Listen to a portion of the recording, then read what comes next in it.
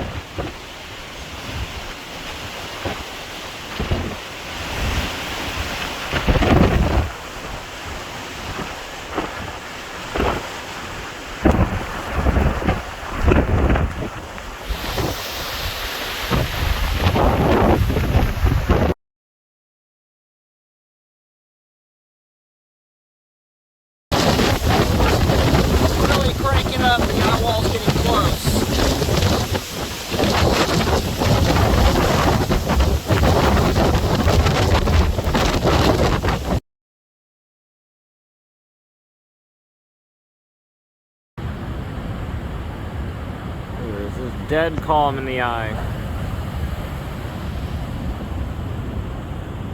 Barely even a breeze.